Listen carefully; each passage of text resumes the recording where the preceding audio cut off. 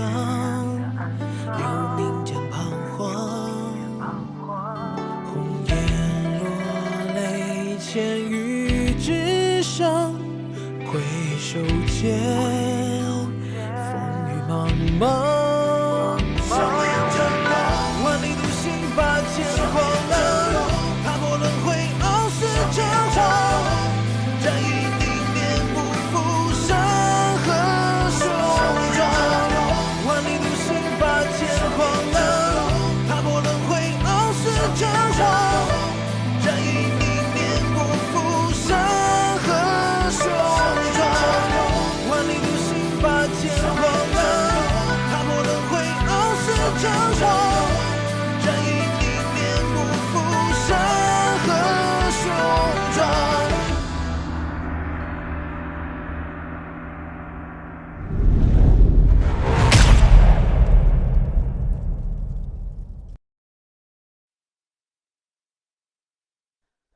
带领幽影族离开。月孤影，你要背叛我族！千年来，幽影族都本本分分做着天妖族的影子，可眼见着天妖族势力越来越大，幽影族得到了什么？我们可以不计较你们将资源倾斜给实力更强大的附属族，但无法容忍当我族前族长鬼影被银虎王斩杀后，你们因为我们拿不出一个紫气星驰境圆满强者，就像垃圾一样将我族抛弃，不闻不问。这样的天妖族，我幽影族有什么留下来的必要？我族决定脱离天妖族，远走海外，不染尘世纷争。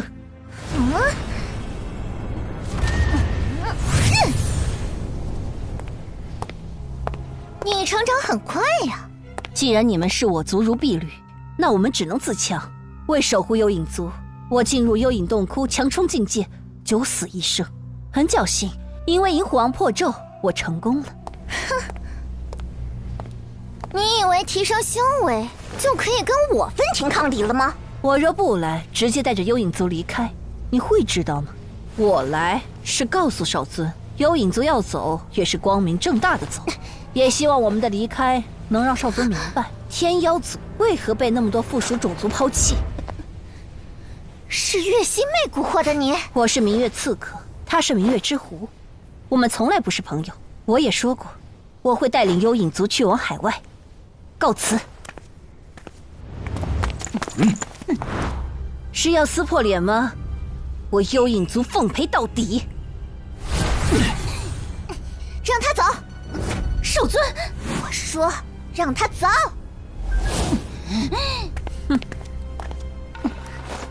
少尊，不能让幽影族离开啊！我们已经失去了4大附属种族，若幽影族再走，对我们打击太重了，不仅会导致军心涣散，甚至还可能动摇少尊之位啊！谁负责给幽影族分配资源的？妖梧桐。难道是妖梧桐私吞了？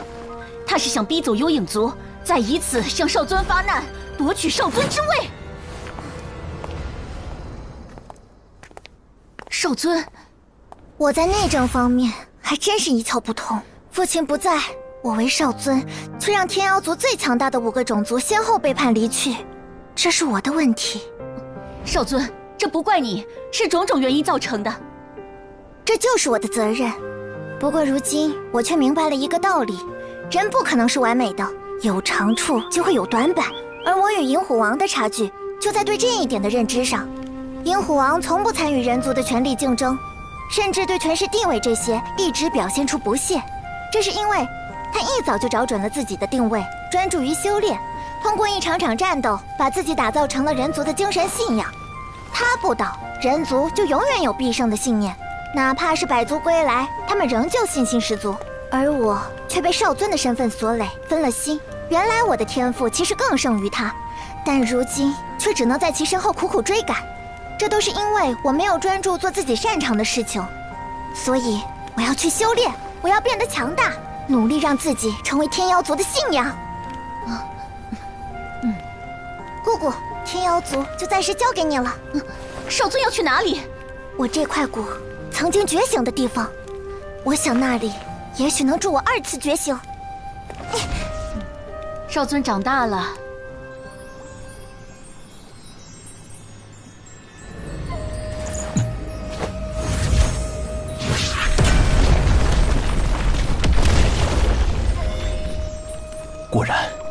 这就是太阴神路所说的星辰凝真，万星闪耀，这可是10000颗星辰呢，要全部凝练为石，还真要耗费些时间。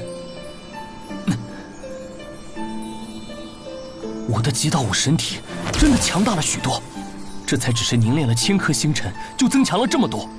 那要是万星的话，岂非能翻数倍？难怪能称为极上级。完整武神体的极限是黑暗星空境，极道武神体的极限最多也只是7彩真武境。太阴神路所言不虚啊！若真能成就无上武神体，怕是真能踏入神境。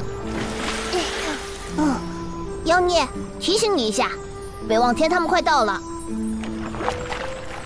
我感知到了，等下我不叫你，你不要出来参战。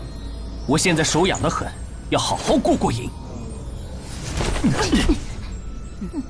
我猜的没错，他果然伤重的厉害，逃出来疗伤了。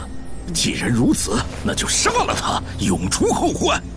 会不会有诈？他既然要疗伤，为何不藏身？早前星光垂降，肯定是疗伤秘法引起的。他应该是知道躲无可躲，索性省了找藏身地的时间。神阴族背叛人族，是私心作祟，自以为1000年前被封印的神阴族强大，出世后可让他们在玄武世界重新崛起，为此全然不顾当年人族收留他们的恩情。但你们冰鸾族和金甲族又是为何背叛？事到如今，计较原因有什么意义吗？冰鸾族护族神兽冰鸾，本来只是一只具备了些许冰鸾血脉的寒冰雪鸟而已，是我人族武神全力支持，这才使其蜕变成了神兽冰鸾。冰族长就这么绝情的背叛人族，我很不理解。难道是我族哪里亏欠你们了吗？没有，那就是封印下也有你们冰鸾族人，是也在赤霞渊内。一样。难怪古人说非我族类，其心必异。我现在明白了，人族是养了一群白眼狼呢。水往低处流，人往高处走，难不成我们就必须永远臣服于人族？神阴族助我和冰族长开启了黄金神窍，我们自当为族人谋求更好的出路。天妖族和九阳霸刀族的附属种族，何尝不也是这样做的？没有人愿意一直寄人篱下。我金玉瑶要带领金甲族重拾尊严。尊严？